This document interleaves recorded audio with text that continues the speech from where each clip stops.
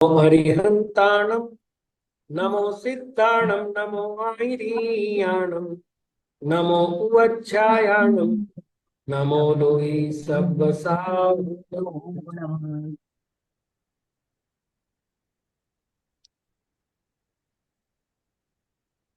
कल उकारांत पुल्लिंग शब्द साधु उसके विषय में जानकारी प्राप्त की थी। आज उकारांत पुल्लिंग शब्द प्रोष्टु, साधु में और प्रोष्टु में क्या अंतर है। तो कुछ स्थानों पर ऊ का रिकार आदेश हो जाता है। तो जहां रिकार आदेश होता है वहां क्रो शब्द बनता है, और जहां रिकार आदेश नहीं होता वहां को शब्द बनता है।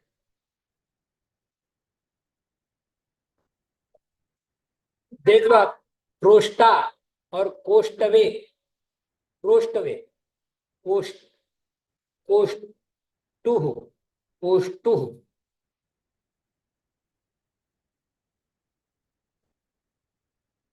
तो क्रोष्टा, क्रोष्टारो, क्रोष्टारः प्रथमा, क्रोष्टारम, क्रोष्टारो, क्रोष्टृन् द्वितीया, कोष्ट्रा, कोष्टुना, कोष्टुभ्याम, कोष्टुभि तृतीया, क्रोष्ट्रे, क्रोष्ट्रवे, क्रोष्टुभ्याम, क्रोष्टुभ्यः चतुर्थी, कोष्टुः, क्रोष्टोः, क्रोष्टुभ्याम, क्रोष्टुभ्यः पंचमी, क्रोष्टुः, क्रोष्टोः, क्रोष्टोः, क्रोष्टवोः, क्रोष्टूनाम षष्ठी, क्रोष्टरी, क्रोष्ट्रोः, क्रोष्ट्रौ, कोष्ट्रोः, कोष्ट्रोः, कोष्ट्रुषु सप्तमी।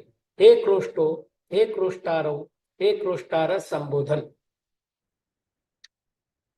ऊकारांत अगर शब्द लेते हैं तो जैसे ये वर्षाभू शब्द है, वर्षाभू, वर्षाभौ, वर्षाभ्वः प्रथमा, वर्षाभ्वम, वर्षाभ्व, वर्षाभ्वः द्वितीया, वर्षाभ्वा, वर्षाभुभ्याम, वर्षाभूभि तृतीया, वर्षाभ्वै, वर्षाभुभ्याम, वर्षाभुभ्यः चतुर्थी, वर्षाभ्वाः, वर्षाभुभ्याम, वर्षाभुभ्यः पंचमी, वर्षाभ्वाः, वर्षाभूः, वर्षाभूणां षष्ठी, वर्षाभ्वाम, वर्षाभूः, वर्षाभूषु सप्तमी। हे वर्षाभू, हे वर्षाभ्व, हे वर्षाभ्व संबोधन। हाँ जी, दीर्घ का रस। अपने सामने कुछ ऐसे प्रकरण हैं जिसका अवलोकन करना बड़ा अनिवार्य हो जाता है। ये जो षष्ठी का बहुवचन है और तृतीया का बहुवचन एक वचन है। जैसे अपन वीर शब्द लेवे तो वीरेण तृतीया का एक वचन था और वीराणाम षष्ठी का एक वचन था, है ना। यहां भी षष्ठी का जो बहुवचन है वर्षा गुणाम, और इसके अतिरिक्त कई जगह ऐसे है जैसे साधुना, साधुनाम। तो एक प्रश्न आता है, ये न का न कब होता है, कब नहीं होता। तो इसके लिए एक व्यवस्थित विधान है, इसका नाम है नत्व विधान। विधान का अर्थ होता है प्रक्रिया, विधि। तो नत्व विधि का अर्थ हो गया नकार को नकार करने की विधि।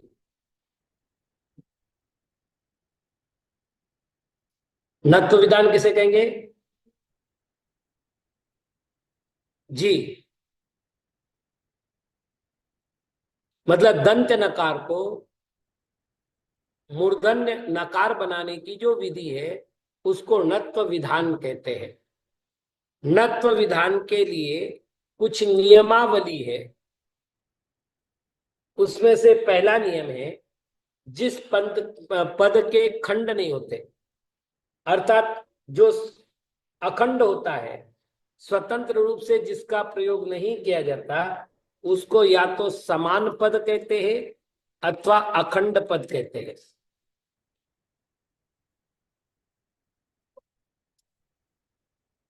मतलब जिसके टुकड़े नहीं हो रहे पद के, ऐसे पद को अखंड पद कहते हैं। यदि अखंड पद में रेफ हो अथवा शकार हो तो नकार का नकार होता है।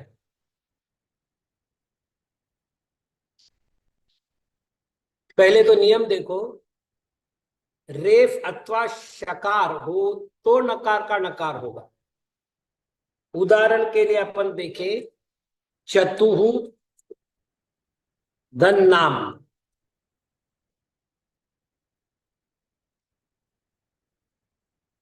आगे विसर्ग संधि का नियम आएगा, तब अपन देखेंगे। यहां केवल जानकारी दे देता हूं कि विसर्ग का र हुआ। अब बचा चतुर नाम। चूंकि ये क्या कहा गया था, अखंड पद हो। अभी पूरा पद बनेगा षष्ठी का बहुवचन बनने के बाद, अभी तो प्रक्रिया में है, तो ये अभी अखंड है। ऐसा जो अखंड पद है उसमें यदि रेफ हो तो अब वास्तविक में ये लिखा जाएगा चतुर्नाम पहले। तो अब ये रेफ हो गया, तो रेफ जिसमें लगा है उस नकार का नकार होगा, तो ये होगा चतुर्नाम। वापिस देख लो, क्योंकि ये बड़ी महत्वपूर्ण प्रक्रिया है लिपि में। यदि आप चतुर्नाम की जगह चतुर्नाम लिखते हैं तो भी गलत हो गया, और उच्चारण की दृष्टि से भी गलत हो गया। चतुर्नाम और चतुर्नाम, हाँ, जैसे चतुर निकाया, वहां भी देखो निकाय हो गया है, तो वहां भी यही है। देवास चतुर निकाया जो है, चतुर धन निकाया, ठीक है। तो पहले तो अपन इसको विसर्ग ही रखे, चतुहु निकाया। इसका जब पाठ हुआ तो बना चतुर निकाया। इसको जब अपन ने लिखा तो लिखा चतुर निकाया। ये अंडर प्रोसेस हुआ, निष्कर्ष क्या हो गया, चतुर निकाया। क्यों हुआ, क्योंकि रेफ था। ऐसे ही शकार का उदाहरण देखें, पुष नाति।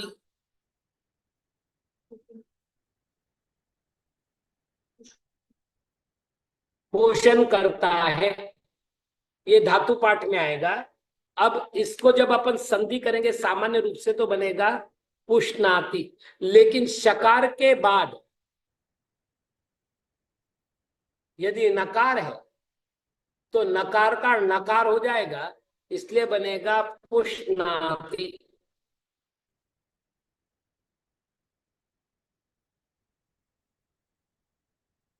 तो रेफ और शकार होने पर नकार का नकार होता, नकार का नकार होता है। ये पहला नियम बना। अब दूसरा नियम, री वर्ण के उपरांत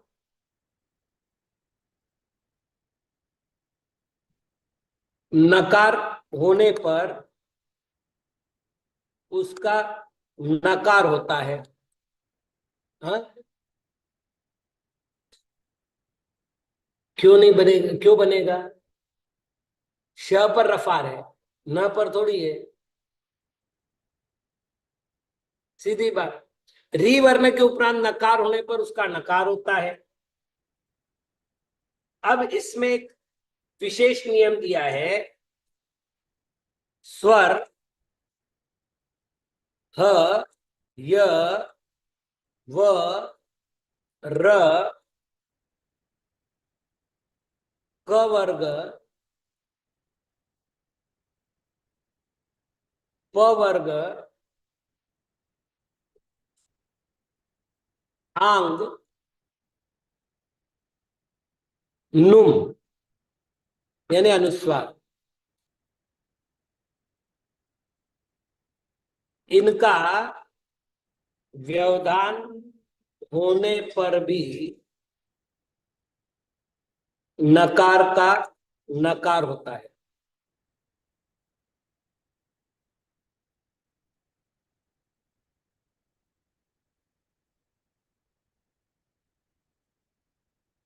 जैसे रवीना,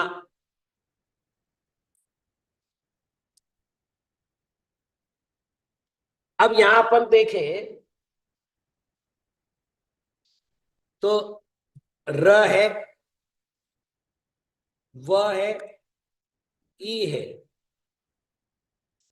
यानी र के बाद व भी अपने लिस्ट में है और स्वर यानी ई भी अपने लिस्ट में है, इसलिए इसका होगा रवीणा।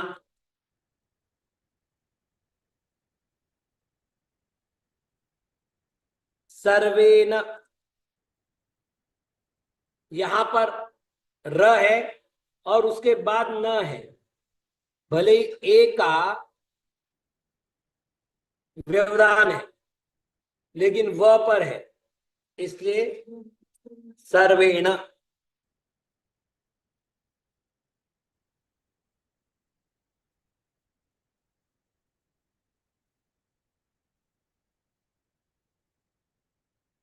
एक और नियम देखते हैं,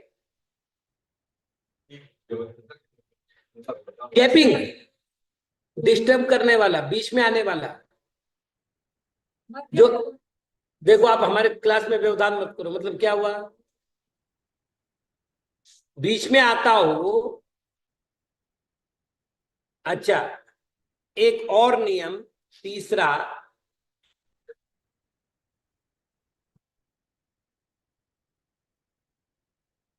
तीसरा नियम हो गया, पूर्व पद में स्थित र अथवा श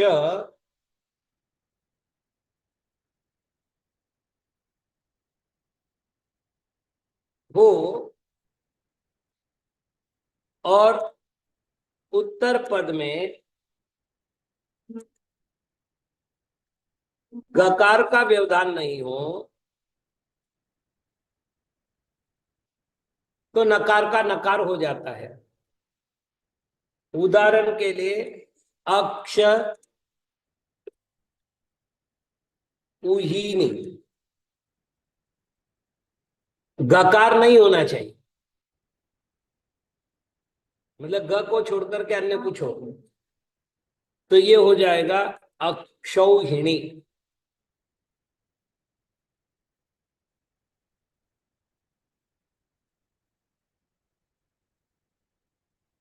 जरूरी नहीं ना रहो,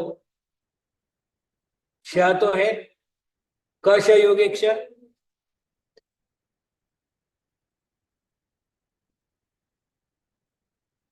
अब इसकी जगह कुछ और उदाहरण देखते हैं, रामान,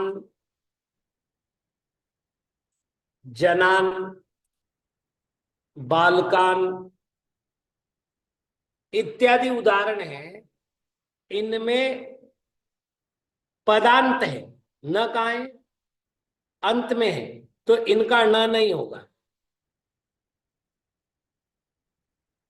स्वर चाहिए।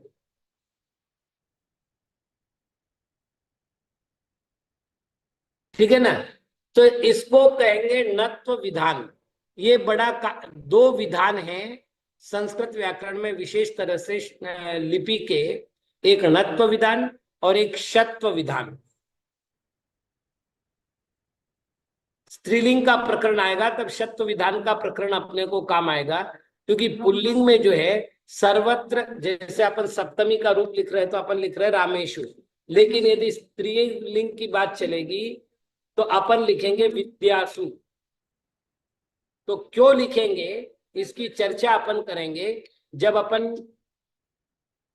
स्त्रीलिंग का अध्ययन करेंगे कि भाई षत्व विधान क्या है, लेकिन नत्व विधान बड़ा अनिवार्य विधान है इस विषय में।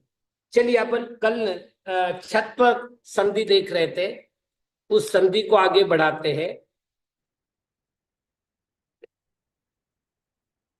छत्व संधि में कल हमने देखा था पदांत छ का श का छ होता है।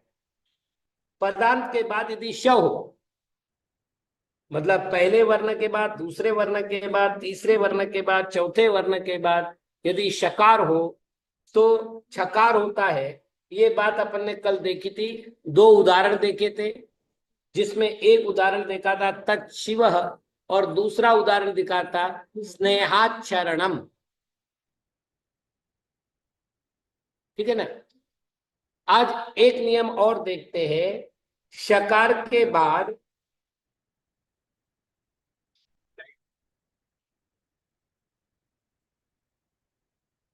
स्वर ह य व र ल और पंचम वर्ण हो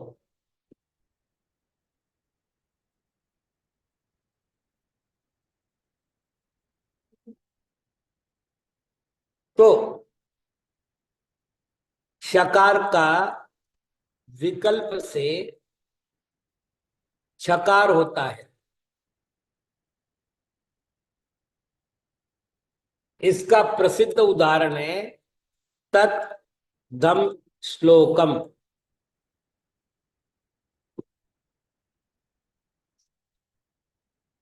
हम्म। अब आप इसको देख लीजिएगा, हमने पूर्व पद में नहीं कुछ परिवर्तन किया है। हमारा पूर्व पद का नियम क्या था? पहला, दूसरा, तीसरा, चौथा वर्ण हो और उसके बाद शकार हो। यहां तक हमारा नियम कल वाला ही है। अब हम ये कह रहे हैं कि शकार के बाद यदि स्वर हो, हय वर ल हो या पंचम वर्ण हो, तो भी शकार का छकार होता है। जैसे हमने तत् श्लोकम एक शब्द लिखा, तो हमारा इधर का नियम तो हो गया, वर्ग का पहला अक्षर है, ये कॉमन नियम हो गया। और श के बाद ल है। शकार के उपरांत लकार होने पर भी शकार का विकल्प से छकार होता है। समझ में आ गया? अब करो। तो पहले तो हम करेंगे तच श्लोकम। ये कौन से नियम से बना? जस्त्व संधि।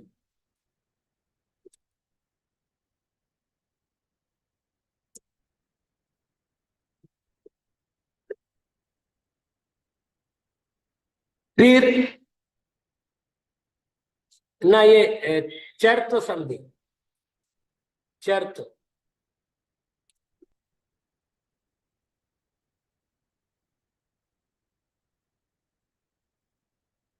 और फिर करो आप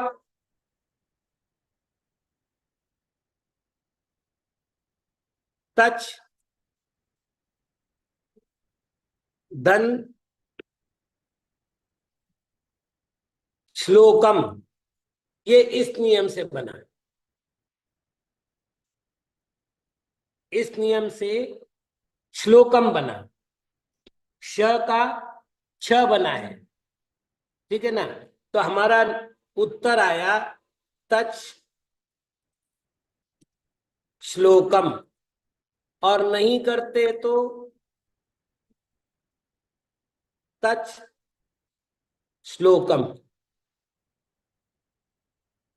छ का विकल्प नहीं है। नहीं कर दो आप, आधा कर रखा है क्योंकि तीन तीन अक्षर दिखने में दिक्कत आएगी। च का विकल्प नहीं है, चर्त्व तो होगा ही होगा। शकार का छकार होगा कि नहीं होगा, ये विकल्प है। जगत शांति कल बताया ना मैंने। आप पूरा बोलो, वापस करते अपन। सातावेद का है, भूत वृत्त्यनुकंपादान सराग संयम योग शांति है, वो शांति नहीं है, शांति है, क्षत्रिय वाला है। चलिए, तो ये एक विशेष हो गया।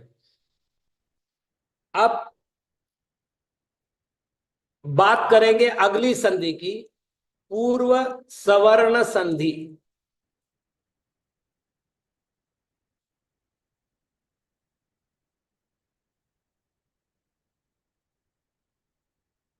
पहला, दूसरा, तीसरा और चौथा वर्ण हो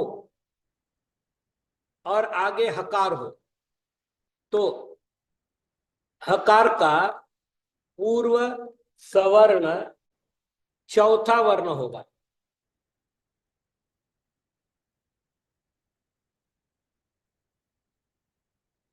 देखिए, व्याकरण की जो भाषा है ना, वो थोड़ी क्लिष्ट है। मैं इसको सरल सरल समझाता हूं, तो ये कहूंगा कि पहला, दूसरा, तीसरा, चौथा वर्ण हो, उसके आगे हकार हो, तो हकार पूर्व वर्ण का चौथा वर्ण हो जाएगा, पूर्व वर्ग का चौथा वर्ण। अपन एक करके देखते हैं, वाक धन हरि।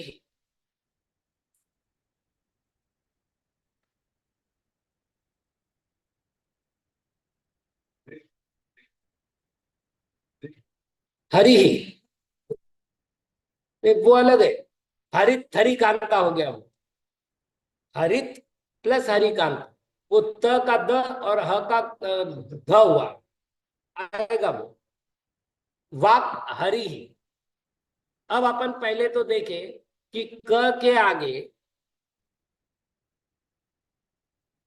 घोष वर्ण आने के कारण से क का क हो गया है, तो वाक हरि ही, ये हो गया हमारा जस्व संधि।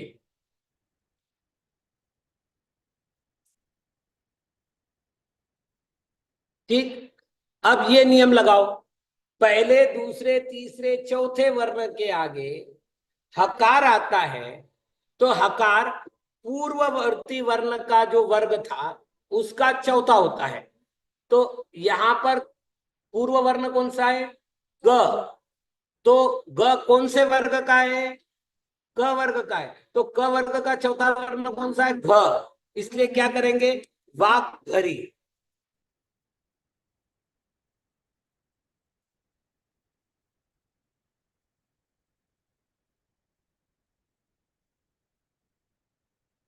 तत् धन हितम।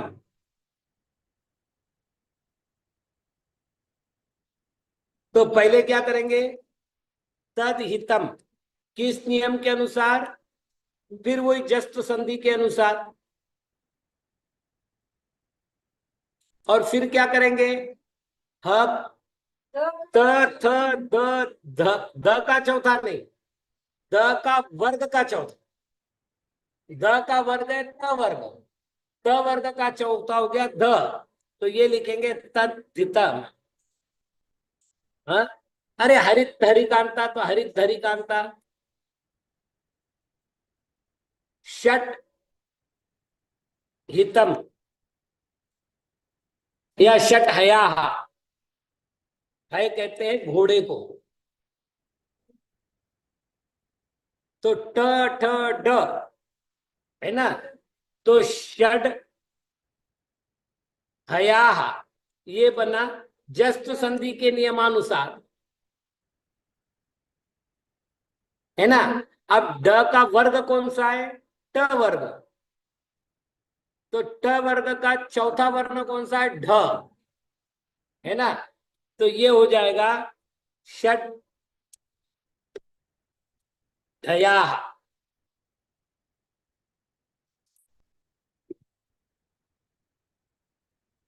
प वर्ग।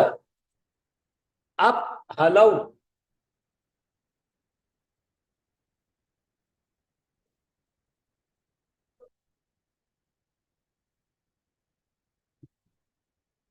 पहले तो अब हलऊ,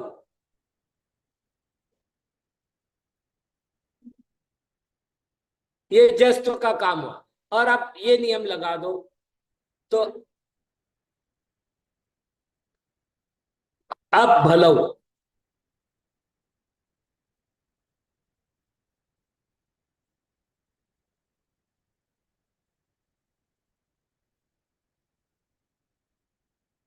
यहाँ रूबी दीदी का पूछना है क्या हम परिवर्तन को सीधे भी कर सकते हैं। तो दीदी जो दिक्कत आपको आनी है अपन इसी को करके देखें। तो पहले वर्ग के आगे हकार आने पर भी पहले वर्ण के जस्त्व के नियमानुसार वह तो हो जाएगा, है ना। आप भलऊ तो हो जाएगा, लेकिन रिजल्ट क्या होगा जब तक जस्त्व नहीं करेंगे। रिजल्ट तो नहीं निकला ना। रिजल्ट निकालने के लिए आपको प का प भी कर।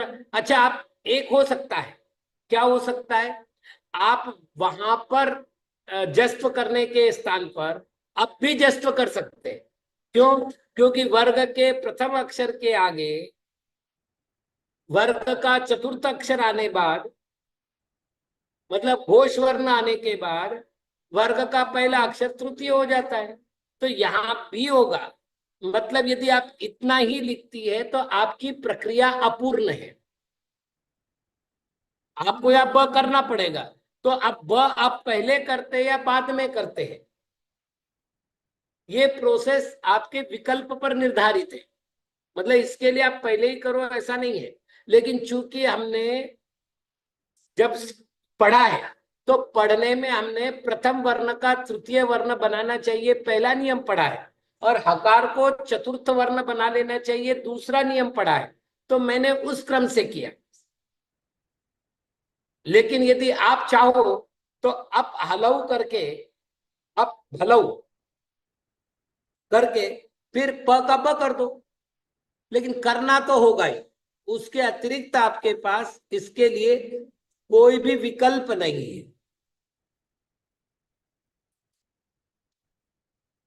तो ये पूर्व सवर्ण की बात हो गई। एक छोटा सा नियम आता है, अपन उदाहरण लेते हैं और फिर बात करते हैं।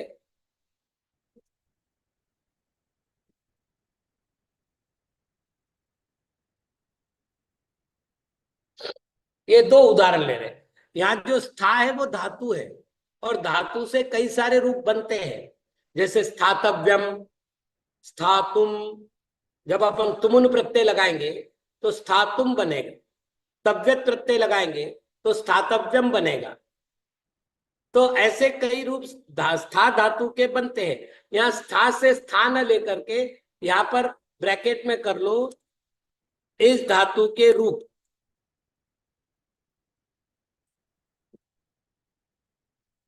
ठीक है ना। अब आगे देखते हैं अपन कि यदि वो है या फिर स्तंभ शब्द है। अब स्तंभ एक शब्द है, स्तंभ को आप जानते हैं, खंबा। यदि ऐसा हो, मतलब उद के बाद स्था हो, स्तंभ हो, तो नियमानुसार क्या होगा, तो स बराबर थ। अब करके देखते हैं अपन। तो अपने सामने नियम था कि यदि वर्ग का अघोष वर्ण सामने हो, मतलब वर्ग का पहले अक्षर के आगे तृतीय अक्षर के आगे अघोष वर्ण सामने हो, तो चर्त संधि के नियमानुसार वर्ग का प्रथम वर्ण हो जाता है। तो ये बनेगा उत धन स्था। अब हमने क्या किया, स को थ कर दिया, तो ये थ कर दिया, और ये था तो था ही, स का थ किया है, था में कोई चेंज नहीं किया है, तो ये हमारा हो गया उत्था।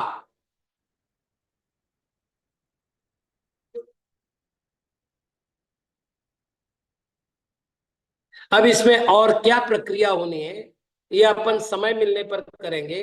कल का एक प्रश्न अपने सामने बहुत महत्वपूर्ण होगा कि महाराज स का आप त बना लो, स का आप द बना लो, ध बना लो, न बना लो, स का आपने थ ही क्यों बनाया?